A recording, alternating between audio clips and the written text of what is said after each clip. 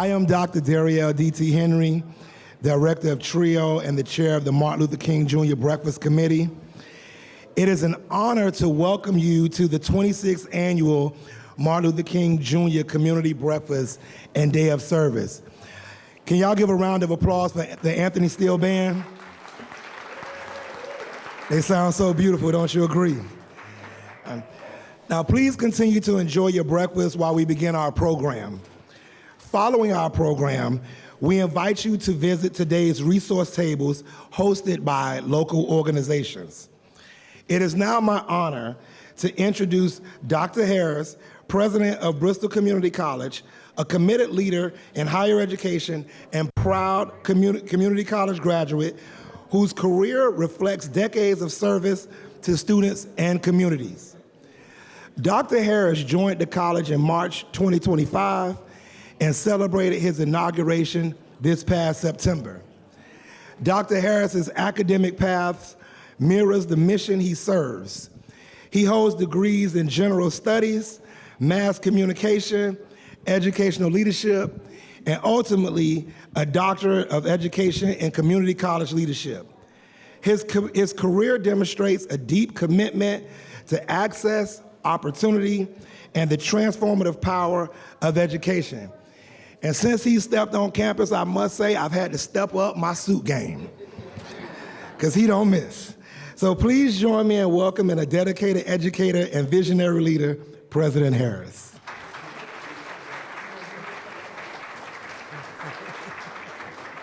Y'all see what I'm saying? All right. Well, the one thing I will say, once again, as DT has already shared, is good morning. Good morning. I'd like to take this opportunity to share one piece of information that DT gave as he ran down that list of my academic achievements. One of the most important pieces of that journey was the start. The start of that journey started just like many of our students, if not all of our students, here at Bristol Community College. That's right, it started at a community college. My start at Southwestern Michigan College was very, very important to me because that is the only degree that I display in my office. As you heard from DT, he said, I have a bachelor's degree, a master's degree, and a doctorate degree. None of those degrees would have been possible without that associate's degree. So I just had the opportunity to speak to the young men back at that table, and all the young people who are here this morning. Let me say this very clearly. You can get your start at Bristol. You can move forward and progress in whatever you want to do, but a great foundation can be established right here at Bristol Community College. So let me take the opportunity to welcome a few folks. Unfortunately, I know that the weather may have been a deterrent to some, but I'm very happy to see all who could make it this morning. I'd like to also give honor and respect to our Board of Trustees. Those members could not make it this morning, but each and every one of them are here with us in spirit. I'd like to also take the opportunity to welcome and acknowledge a few folks, some of our representatives. Some of the folks that are here are definitely people who have helped the college, but once again, support our community. I'd like to start it off with U.S. Congressman Jake Auchincloss.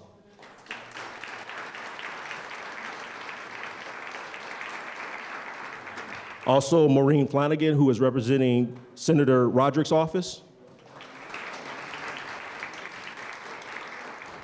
State Representative Chris Markey.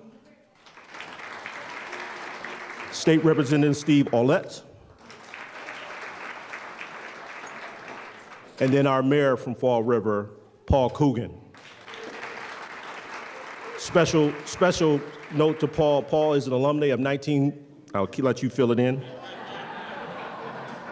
And we'll go from there. So this is a very special event.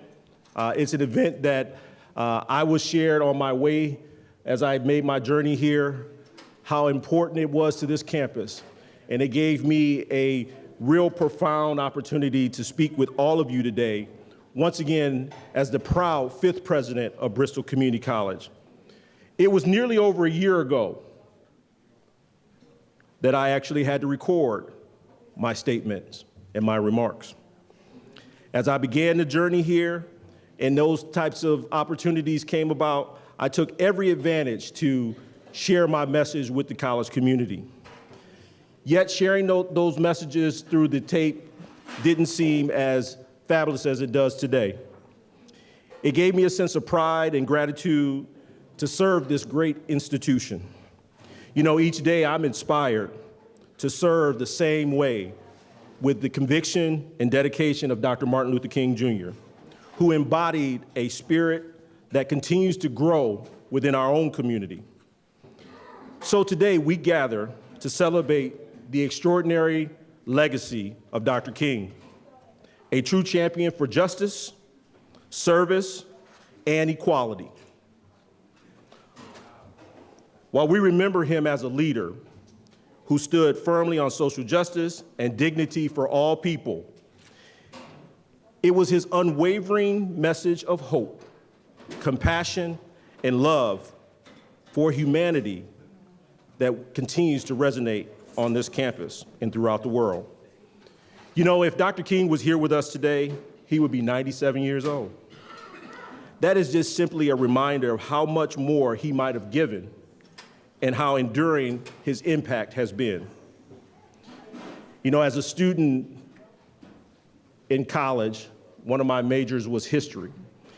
And so when putting my remarks together, I reflect on Dr. King's message and life and his teachings, and especially one that moved me was his 1967 speech in Chicago, The Three Evils of Society, where he spoke powerfully about poverty, racism, and militarism.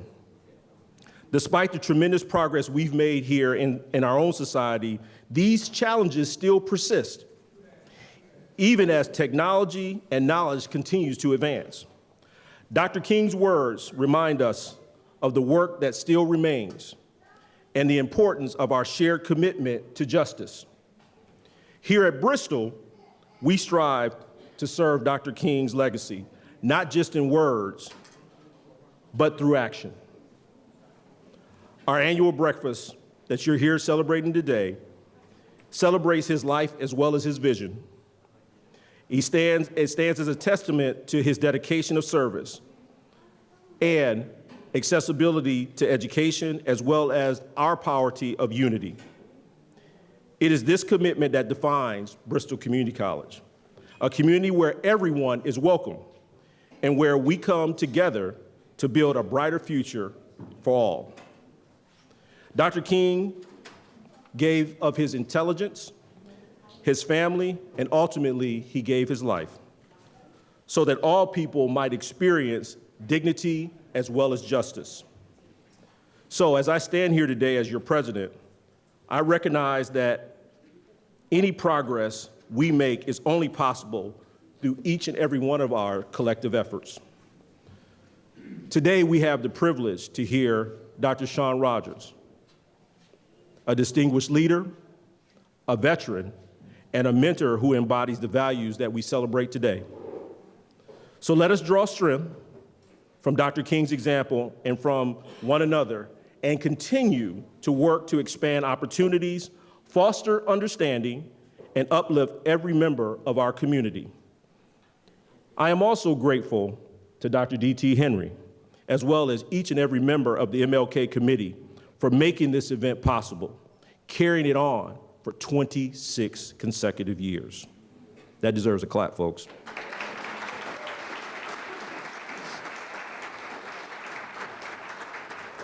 Your steadfast dedication honors Dr. King's memories. So in closing, thank you for joining us today in this celebration, the enduring legacy of Dr. Martin Luther King Jr., and many individuals who paved the way to this level of progress. Together, let's continue the important work with reverence, respect, and a shared commitment to excellence. Now, it is my pleasure to also introduce U.S. Congressman Jake Auchincloss. Congressman Auchincloss is serving in his third term representing the Massachusetts 4th District. In addition to his work in the House Committee of Energy and Commerce. His areas of focus includes healthcare, clean energy, gun violence, and building a strong middle class. Jake was born and raised in Newton, Massachusetts, as the son of a surgeon and a scientist. After graduating from Harvard, Jake joined the Marines. He commanded infantry in Afghanistan and special operations in Panama. Upon returning home, Jake continues to serve. He served 3 terms as a councilman in Newton. Please join me in welcoming Congressman Jake Auchincloss.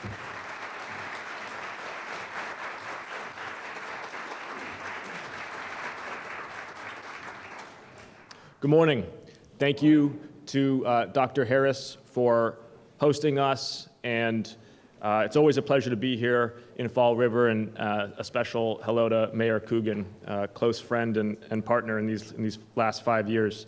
You know, every Martin Luther King Day, I've made it a personal tradition to read Dr. King's letter from a Birmingham jail, which I believe, along with the Gettysburg Address and the Declaration of Independence, is part of the Holy Trinity of the American Creed in describing who we are as a people and what composes our character.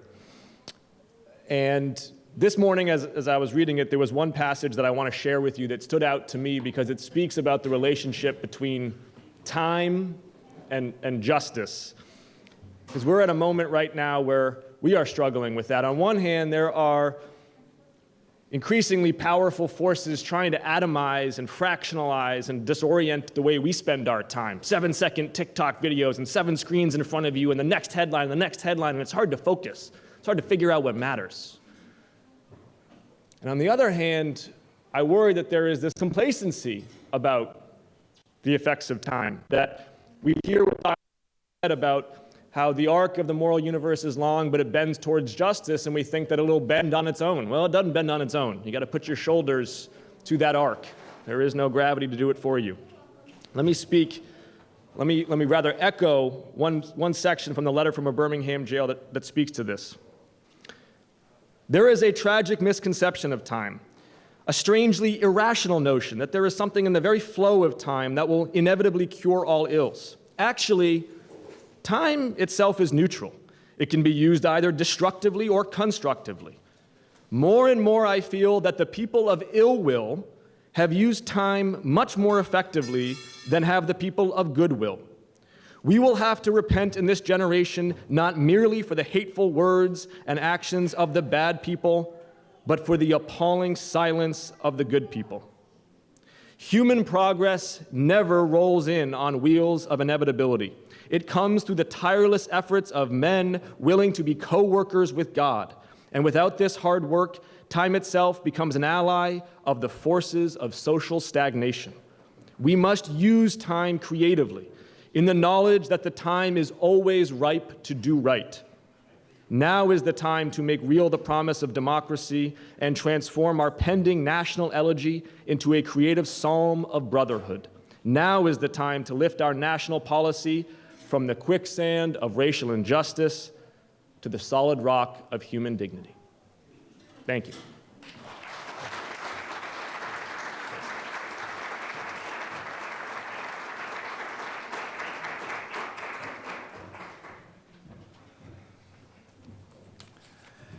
Thank you, Congressman. And thank you, Dr. Harris. As chair of the Dr. Martin Luther King Jr. Community Breakfast, I would like to take a moment to recognize my fellow MLK Breakfast Committee members who are here with us today. Please stand when I call your name. Joyce Brennan, Tracy Martin, Philomena Ponte, Dr. Robert Resendez, Melissa Rogers, Kevin Spurlett, and Dr. Ronald Weisberger. And thank you to the Epicurean Feast Cafe for providing such a wonderful breakfast. Y'all give them a hand of applause.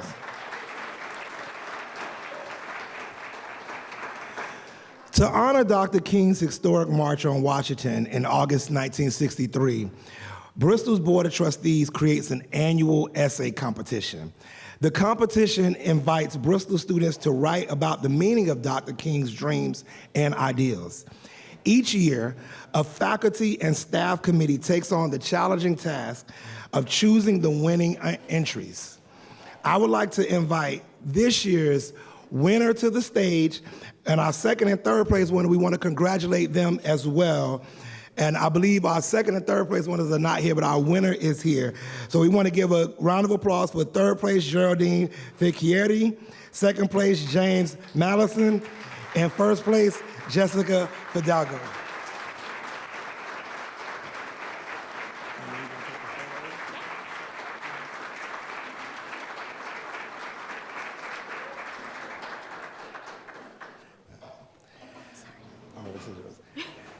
And now Jessica Fidalgo will now share her winning essay with everyone.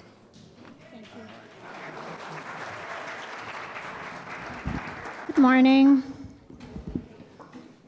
Dr. Martin Luther King Jr.'s legacy is often remembered through the big moments, the marches, the speeches, and the sweeping national change. But one of the most powerful parts of his message is something quieter, the belief that ordinary people in ordinary roles have extraordinary power to shape the world around them.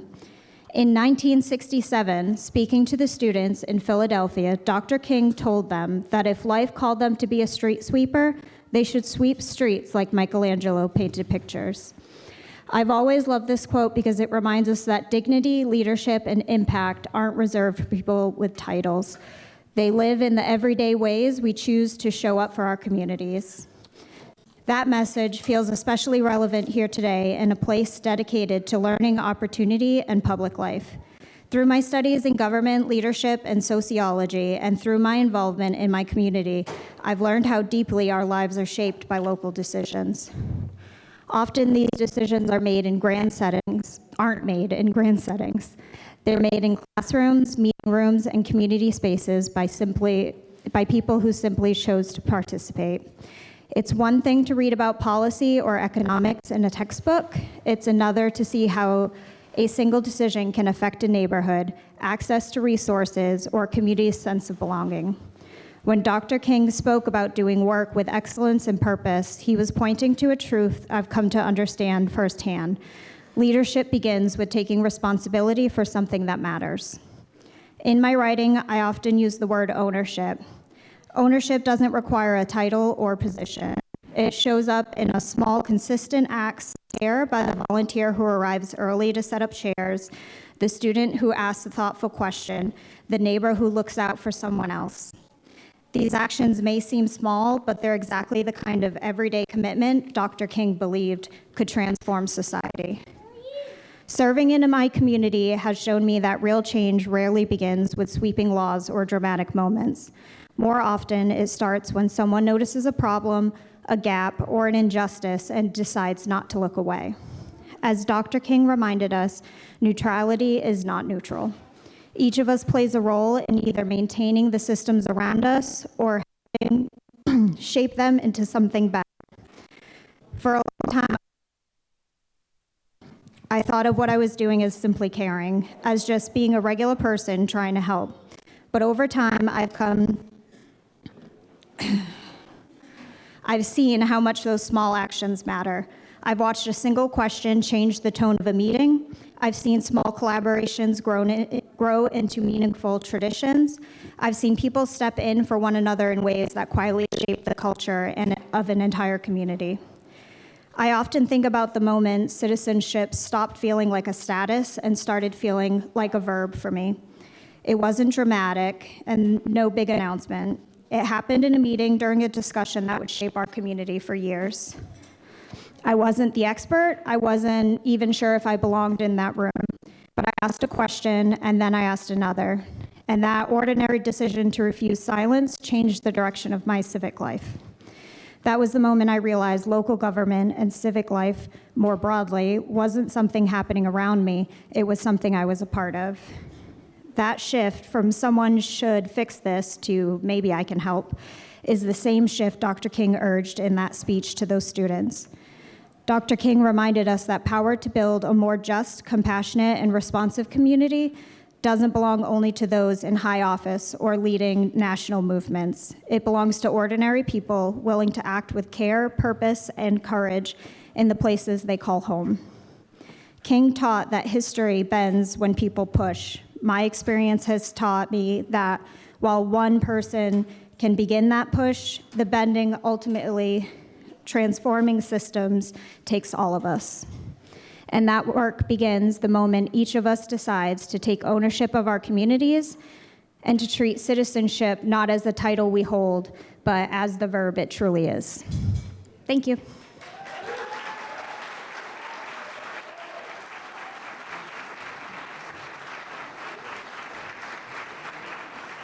Y'all give her a round of applause. And while we were up here, our third place winner was able to make it to the breakfast, so we want to invite her up. Geraldine Vecchietti, if you would come up to the stage, our third place winner. We want to get in true Bristol fashion, get our photo together.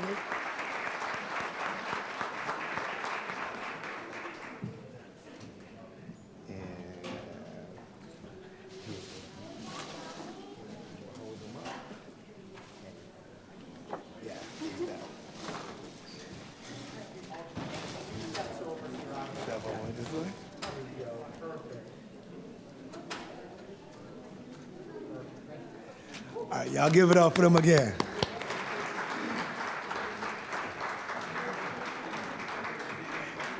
And now we'll have a selection from our band.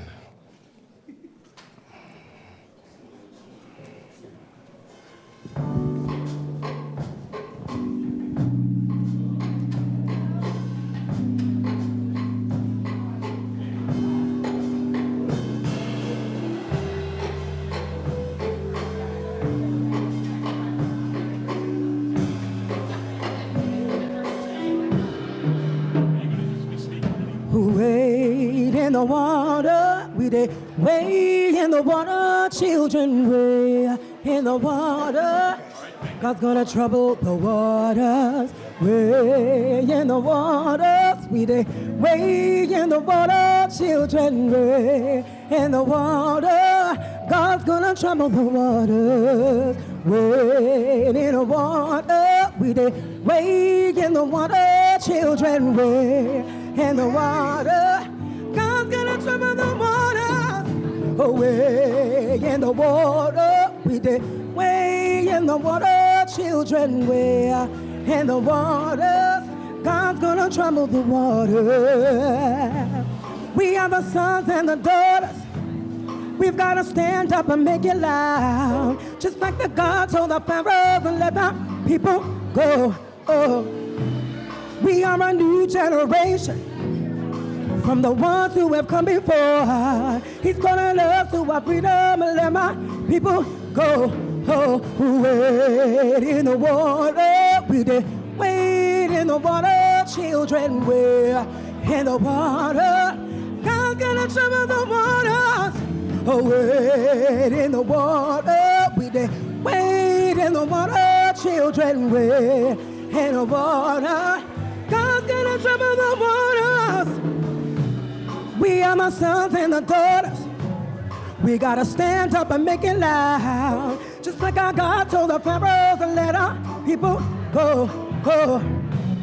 We are a new generation from the ones who have come before.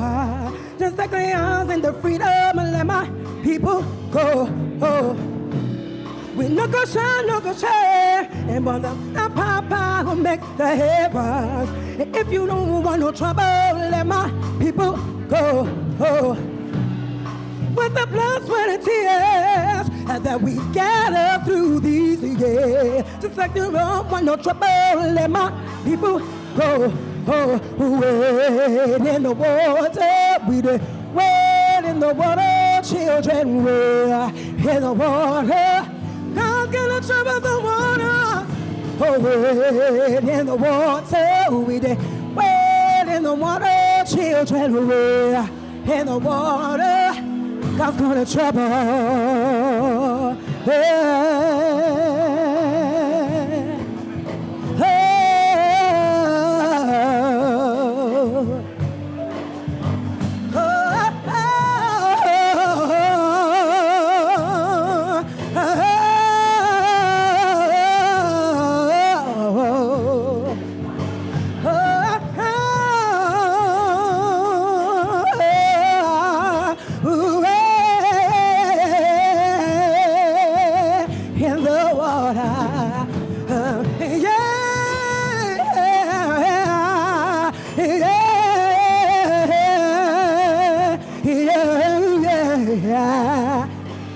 Wade in the water, we did.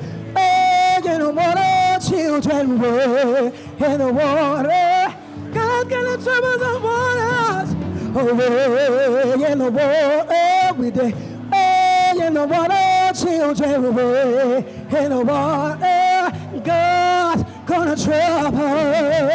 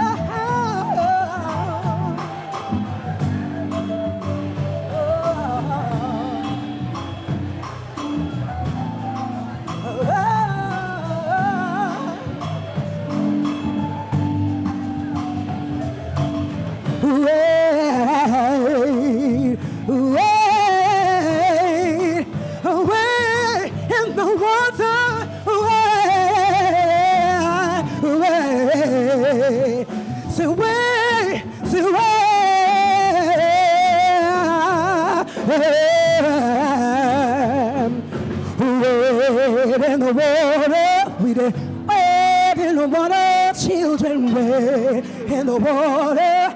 God gonna trouble the waters. Wade in the water, we did wade in the water, children wade in the water. God's gonna trouble the waters. Wade in the water, we did wade in the water, children wade in the water. God's gonna trouble the waters. Wade in the water, we do. Wade in the water, children, wade in the water. God, yeah, oh, oh, oh, oh,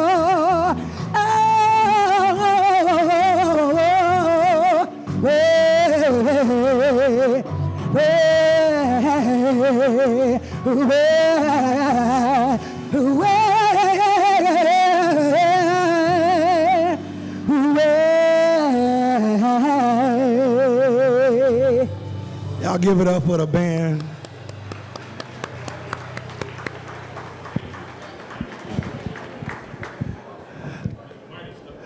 Before we introduce our keynote speaker, we just want to take a moment to recognize Representative Carola Fiola is in the building with us today. We just want to make sure we acknowledge her. She's in the back saying hi and shaking hands. Now it is my privilege to introduce our keynote speaker.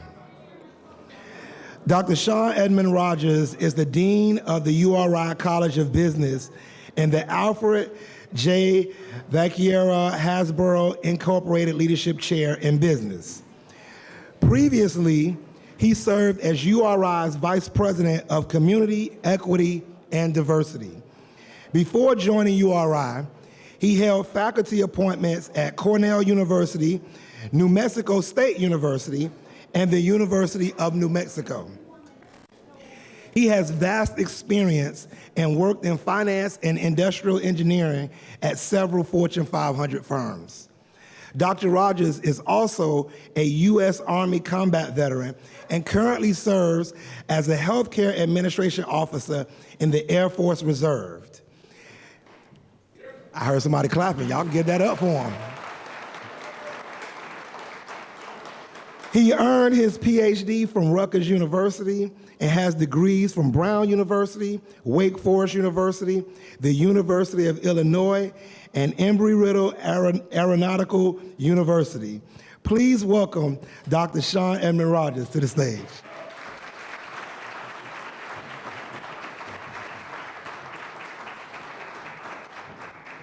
Good morning. Good morning. Thank you, DT, for that wonderful introduction. I'm so glad to be here. Thank you for braving the weather and making this a day on and not a day off. Intelligence is not enough. Intelligence plus character, that is the goal of true education. This was written by 18-year-old college student Martin Luther King Jr. in 1947 and published in the Morehouse College student newspaper, the Maroon Tiger.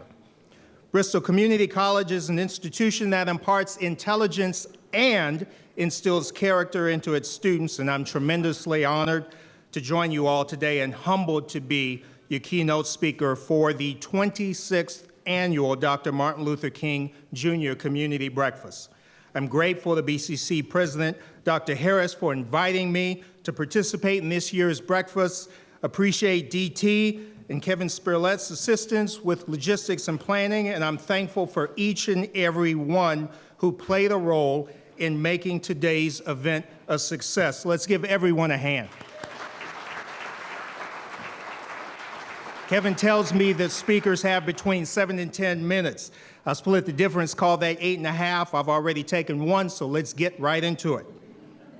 Today is a day around the country where speeches and keynotes will be given, presentations will be made, stories will be told, and quotes will be cited, all to honor, rightfully so, Reverend Dr. Martin Luther King Jr.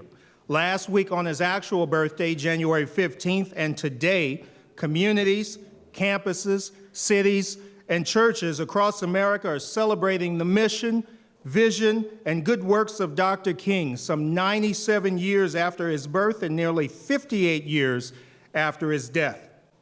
Time and space has an interesting way of shaping history and our understanding of people, places, and things. What if I were to tell you that the joy, admiration, honor, and respect that is being heaped onto Dr. King in 2026 would have been largely foreign, even unrecognizable to Reverend King himself during the final years of his life or in a 1960s America. America, a country that I love and have served in military uniform for more than 16 years, has a history of reshaping history and telling stories about itself and its people that are sometimes more ideal than real. In the Gallup poll ranking the most admired people by Americans during the 20th century, Dr. Martin Luther King Jr. was the second most admired person of the previous century, only behind Mother Teresa. Dr. King was more admired than President JFK, who was third on that list, than Albert Einstein, fourth on that list, than Billy Graham, seventh on that list, than Winston Churchill, 10th on that list, or than Mahatma Gandhi, Nelson Mandela, and Ronald Reagan, 13th, 14th, and 15th on that list, respectively. But while he was living, long before the holidays and the monuments, Americans were much less endearing to MLK. In 1966, 2 years before he was assassinated in Memphis, Tennessee, his national approval rating was only 32%. By 1968, the year of his death, his approval rating had dropped to 25%. An overwhelming majority of the country, 3 out of 4 Americans, did not like MLK nor approved of his message or his efforts. In addition to Gallup's poll about the 20th century, each year they ran a top 10 most admired people list for a given year. In 1967, at the height of his civil rights activity, Dr. King didn't break the top 10. But I'll tell you who did make the top 10 most admired people in America list in 1967, George Wallace. For those who don't remember or know who George Wallace was, he is the 4-time governor of Alabama, whom the Washington Post described as the embodiment of resistance to the civil rights movement. Governor Wallace famously touted the slogan, segregation now, segregation tomorrow, segregation forever. And while he reportedly changed this stance later in his life, George Wallace was among America's most admired individuals during the heyday of his support for segregation and the repression of civil rights. Why did so many Americans not approve of MLK during the height of his fight for justice? Retired Stanford University professor Claiborne Carson, founder of the Martin Luther King Jr. Research and Education Institute, noted that MLK's popularity was low in part because King was not searching for popularity. He was trying to put forward what he believed was the right course of action. The concept of moral rightness and integrity was a fixture in MLK's speeches. Preaching at Detroit's Second Baptist Church, King said, "We have adopted in the modern world a sort of relativistic ethic. Most people can't stand up for their convictions. But I'm here to say to you this morning that some things are right and some things are wrong. It's wrong to hate. It has always been wrong and it will always be wrong. It's wrong in America, it's wrong in Germany, it's wrong in Russia, it's wrong in China." This is MLK speaking, y'all. "It was wrong in 2000 BC, and it's wrong in 1954 AD. It's wrong in every age, and it's wrong in every nation. The thing that we need in the world today is a group of men and women who will stand up for what's right and be opposed to what's wrong." And in February, that's right, that deserves a hand. This is MLK speaking. And in February 1968, just 2 months before his assassination, Dr. King spoke these words in our nation's capital. "On some positions, cowardice asks the question, is it safe? Expediency asks the question, is it politic? And vanity comes along and asks the question, is it popular?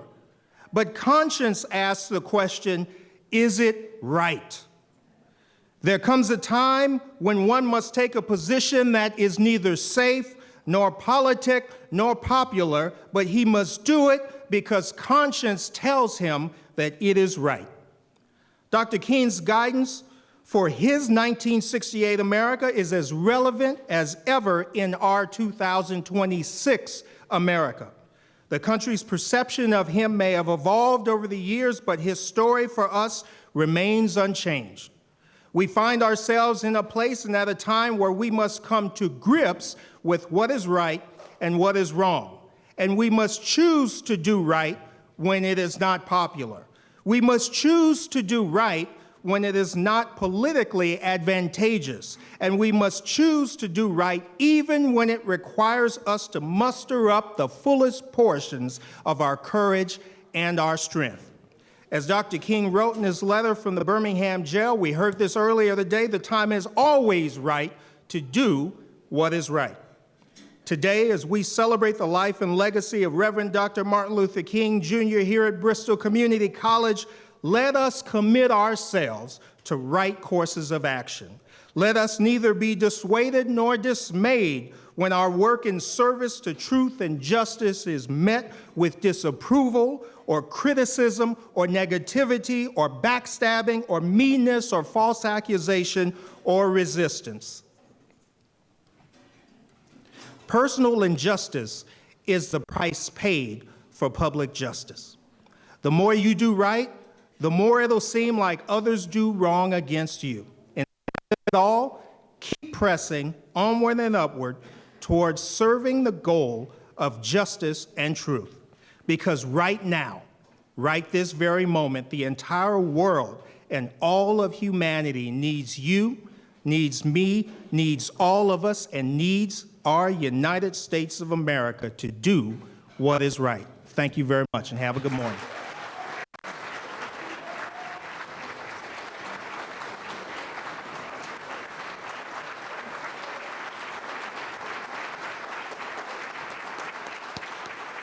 Y'all keep giving it up for Dr. Rogers. Let's go.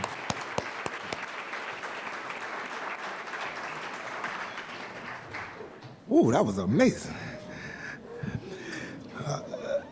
Thank you so much. Thank you so much. I would now like to invite Paul Burke, a Bristol Community College alumnus, to the stage for a special portrait unveiling honoring Captain Thomas J. Hudner, Jr., a Fall River native and Medal of Honor recipient.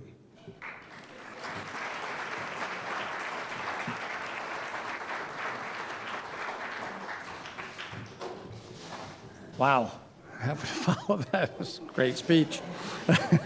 I warned him earlier to say, please don't, just lift the place up because I got to follow you, but what a great job. Thank you. Good morning to everyone, and thank you for being here. My name is Paul Burke, and I'm honored to be here this morning to share a story that deserves to be remembered, retold, and passed on. It's a really good story. It's the story of two young men from completely different backgrounds in different parts of the country. One, Jesse Brown, who grew up working in the farm fields of Mississippi, and the other, Thomas Hudner, who grew up in Fall River, just a few blocks from here. Their lives changed forever one very cold day in December 1950 on a mountain in North Korea. Jesse came from a poor family in the 40s. While working as a paperboy, he would look to the sky on his paper route and watch the planes fly overhead, dreaming of being a pilot one day, even during a time when very few people who looked like him were allowed to dream that dream. Education to both families were very, very important for anyone to move up in the world, and education was part of it. And after graduating from high school, Jesse attended Ohio State University and joined the Navy in 1946.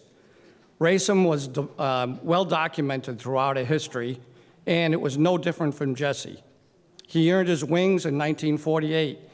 At the same time, President Truman desegregated the military. He completed further training and was assigned to Naval Air Station Quonset Point, Rhode Island, Fighter Squadron 32 on the USS Leyte. He was the first African American to complete the United States Navy's basic flight training, the first African American naval officer killed in the Korean War, and a recipient of the Distinguished Flying Cross. Tom worked in his family's grocery store delivering groceries on his bikes to customers' homes throughout the city. He attended the Morton Middle School, right at the bottom of President Avenue, and then attended Phillips Andover Academy with one of his classmates, George Bush, number 41. He then attended the Naval Academy, graduating in 1946. He started flight training in 1948, earning his wings in 1949, and was assigned to Naval Air Station Quonset Point, Rhode Island, right in his backyard, Flight Squadron 32. Unlike many in the Navy, Tom and his fellow squadron members met Jesse not as an outsider, but as a fellow aviator with the respect that his wings earned him. They soon began training on one of the most difficult planes to land on an aircraft carrier, the F-4U Corsair, which became known as the Widowmaker. Jesse and Tom mastered the plane, and their squadron was soon shipped overseas. On December 4th, 1950, while providing close air support for ground troops surrounded by the Chinese in the Chosin Reservoir, Jesse's plane was hit by small arms fire. Losing oil, he knew he couldn't make it back to the ship, and when he lost his engine, he made a dead stick crash landing on the side of a mountain. With his squadron mates circling above the crash site, they could see that Jesse had survived the crash and was struggling to get out of his plane, which was on fire. Seeing this, Tom, with no regard for his own safety, performed a wheels-up landing on the side of the mountain. In other words, he deliberately crashed his plane so that he could try and save his fellow comrade. The fact that both survived their crashes was a minor miracle. Making his way to Jesse in knee-deep snow, Tom extinguished the fire with his bare hands, packing the fuselage with snow. He then tried to get Jesse, whose legs were trapped under the buckled fuselage, out of the plane. Tom worked tirelessly, waiting for a helicopter, but was not able to free Jesse. When the helicopter arrived, the only tool that they had was an axe. Tom and the helicopter pilot valiantly continued working to free Jesse, but were unsuccessful. Surrounded by enemy forces, it was getting dark and beyond the limits of the helicopter. Knowing that he was succumbing to his injuries, Jesse made a final last plea to Tom. "Please tell my wife Daisy that I love her." Then Tom made a heart-wrenching decision. Jesse was left behind, but not abandoned, but honored, comforted, never to be forgotten. For Tom's extraordinary heroism, President Truman awarded him the Medal of Honor. Tom never forgot his hometown, and much of his family still live in this area. My family and the Hudners had been friends for years. My father was also stationed at Quonset Point Naval Air Station, also flying the F-4U Corsair. I was lucky years later to serve on the board of directors of the Battleship Massachusetts with Tom. He was a very humble man and always made the time to talk to people that wanted to meet him. It was extremely important to him to represent the Medal of Honor with respect and dignity. When the Herald News did a story years ago about the most famous people from Fall River, Tom wasn't on it. I was so upset and disappointed that I needed to change that. And the first step, with the help of Senator Mike Rodrigues and State Representative Carol Fiola, we were able to name the Heritage State Park building after Tom. Then we raised the money to have our own Brian Fox, who's hiding in the back row way over there. Brian, you want to stand up and wave for me, please? Come on, Brian. He won't even stand up. He's back there. We hired Brian Fox to paint his portrait. Donating it to Bristol today on Martin Luther King Jr. Day felt not just appropriate, but necessary. Dr. King reminded us that, and I quote, "The arc of the moral universe is long, but it bends towards justice," unquote. Today we unveil his portrait. We are bending that arc by remembering a black man and a white man who found equality, not through words, but through action and brotherhood. With our country still wrestling with racial injustice, the story of two men, one black and white, matters deeply. They became friends, shipmates, naval aviators, one giving his life for his country, and one carrying the burden of leaving his friend on the side of a mountain half a world away. Their friendship and the moment of selfless courage speaks to us today. Thank you for allowing me to share the story, and now it's time for me to introduce Tom Hudner's son, Tom Hudner III, to give a few words.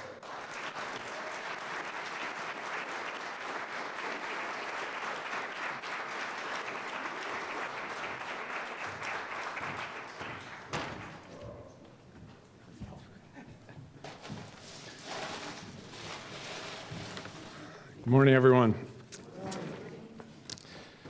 So a couple of disclaimers here. First of all, I am completely sleep deprived this morning, so I'm not feeling my best. And then have to follow my friend Paul there speaking so kindly about my late father.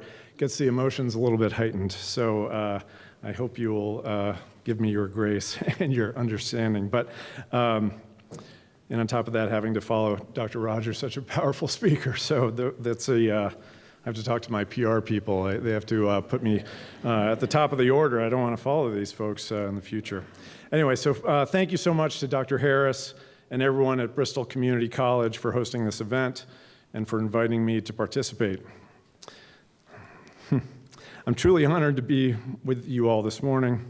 As Paul shared, my late father, Thomas Hudner Jr., was a proud native of Fall River who became a naval aviator and a recipient of the Medal of Honor, our country's highest award for valor in combat. His friend and squadron mate, as noted, was Ensign Jesse Brown, the Navy's first black aviator and a pioneer and hero in his own right, who overcame incredible adversity to earn his Navy wings. When Jesse was shot down in the mountains of North Korea during that mission in December 1950, and could not escape the burning wreckage of his aircraft, Dad's decision to risk his own life to try to save Jesse's was a natural one for him and represented the type of concern for others that he exhibited throughout his lifetime.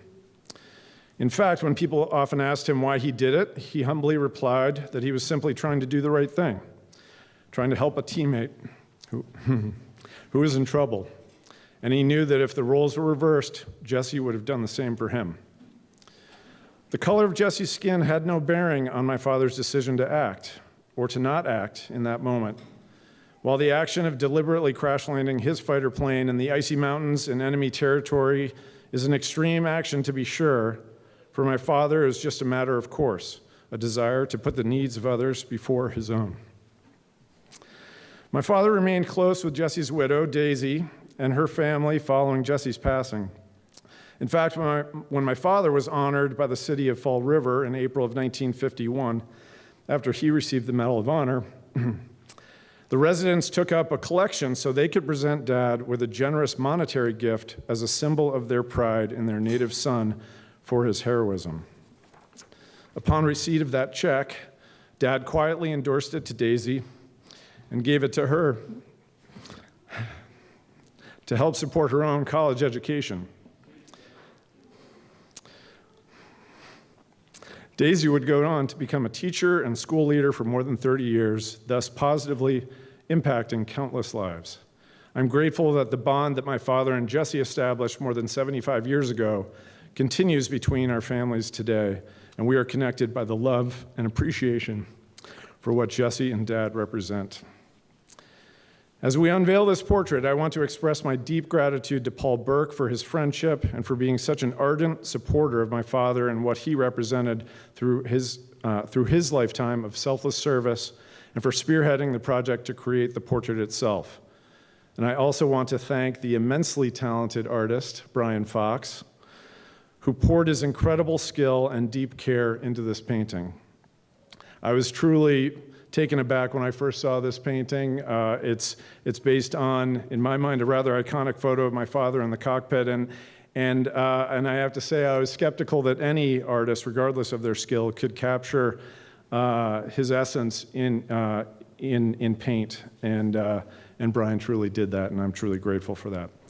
My father was a very humble person and always deflected praise and attention, and as such, he would point to the countless other examples of selfless service, sacrifice, and courage by military personnel and civilians alike, and indeed in the example of Martin Luther King Jr. himself.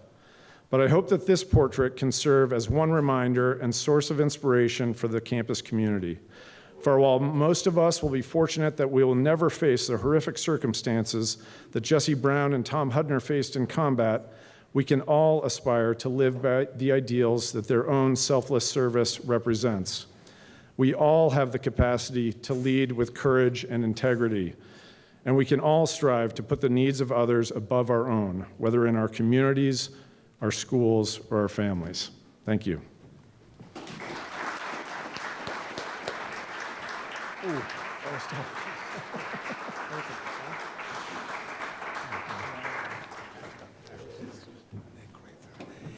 And now we would like for Dr. Harris to come to the stage.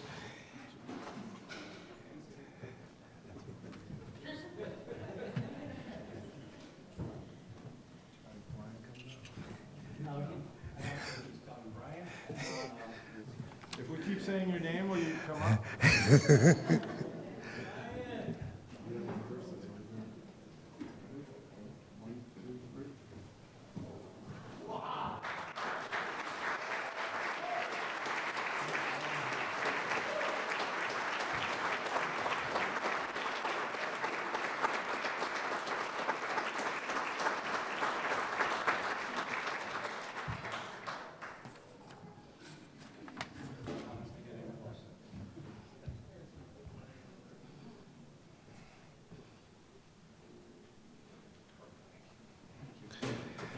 Thank you so much, gentlemen.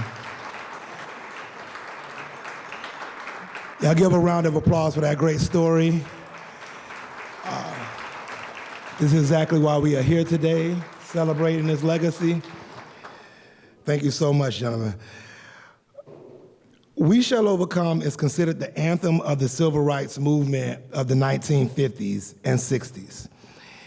It offered courage, comfort, and hope as protesters confronted prejudice and hate in the battle for equal rights for African Americans. It is also our tradition to join together in singing it at the end of our program.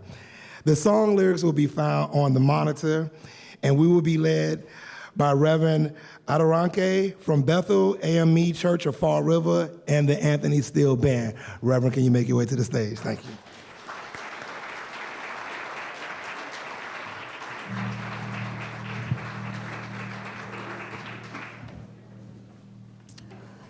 Before we start, I just want to say what a wonderful program this was. I'd like to thank the president of BCC for the invitation, DT, and for the phenomenal speech from Dr. Rogers. Thank you. He reminded us of how Dr. King was reviled during his time. But I would say that the pendulum has now swung as we now celebrate Dr. King's birthday year after year. We often quote him, we sing about him, but we have to be careful about the danger of mythologizing Dr. King, of just using him as sound bites. Dr. King was a man of action. And so I implore us all as we celebrate, as we remember Dr. King, that we remember his deeds, that we remember that in order to do his deeds, it required us to organize. It required us to plan. When we take away the mythology and we look at Dr. King as a mere mortal, it makes us remember that we are capable of continuing his legacy. And so I ask you to study his words, study his deeds, but also practice his words, practice his deeds. Because he wouldn't want us to come here and just sing a song and be done with it, make speeches and be done with it. He wants us to carry on the work. And so I echo Dr. Rogers' words that it is always a time for doing the right thing. And doing the right thing means walking and following in Dr. King's footsteps in service to man. And so with that, I ask if we could stand as we sing, "We Shall Overcome."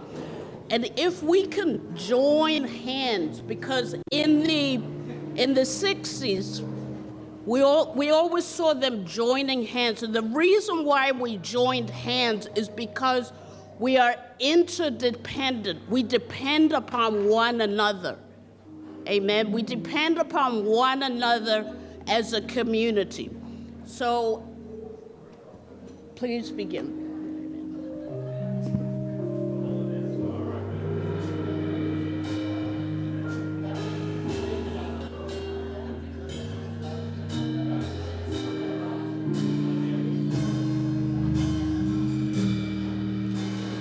We shall overcome. We shall overcome. We shall overcome someday. Deep in my heart, I do believe we shall overcome someday.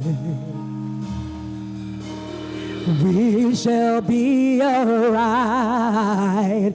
We shall be alright. We shall be alright someday.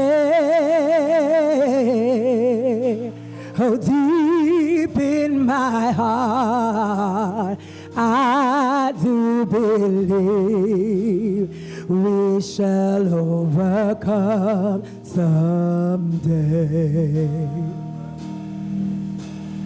We shall live in peace. We shall live in peace. We shall live in peace someday. Oh, deep in my heart, I do believe we shall overcome someday. And deep in my heart, I do believe we shall overcome someday.